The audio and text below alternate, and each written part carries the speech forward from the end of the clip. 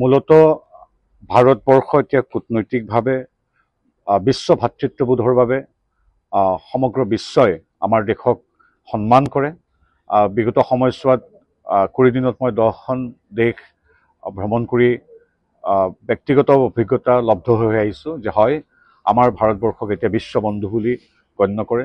নৰেন্দ্ৰ মোদীদেৱৰ নেতৃত্বত ভাৰত আজি সকলো ক্ষেত্ৰত আগবাঢ়ি গৈছে। আন্তঃৰাষ্ট্ৰীয় ভাতৃত্ববোধৰ ক্ষেত্ৰতো ভাৰত আজি অন্যতম শীৰ্ষ ৰাষ্ট্ৰ।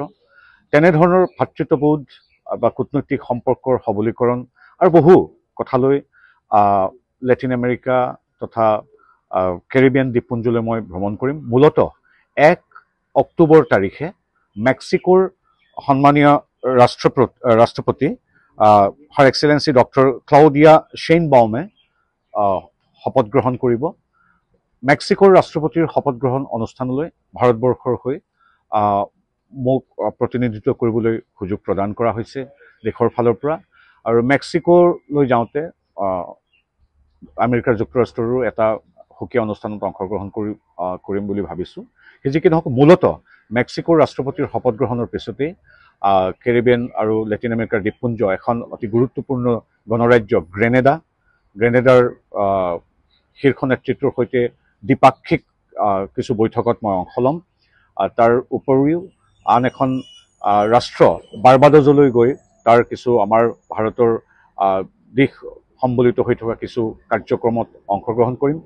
মেক্সিকো, গ্ৰেনেডা আৰু বাৰ্বাডোছৰ পিছত এণ্টিগুৱা এণ্ড বাৰ্বাডোৱা আন এক অতি গুৰুত্বপূৰ্ণ গণৰাজ্য।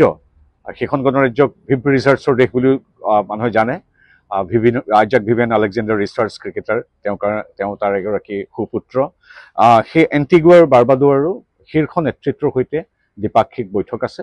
গতিকে মেক্সিকোৰ শপত গ্ৰহণ আৰু 3খন ৰাষ্ট্ৰৰ বিভিন্ন দ্বিপাক্ষিক বৈঠক আৰু শীৰ্ষ নেতৃত্বৰ সৈতে কিছু আন্তঃৰাষ্ট্ৰীয় বিষয়, দ্বিপাক্ষিক বিষয়, কূটনৈতিক বিষয়, ভাতৃত্ববোধৰ বিষয় লৈ আমি আলোচনাত মিলিত হ'ম।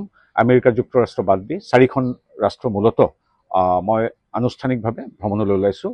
আৰু এই বিগত সময়ছোৱাত আপোনালোকে সোধাৰ দৰে 14খন ৰাষ্ট্ৰত মোৰ যাত্ৰা সম্পূৰ্ণ হ'ব।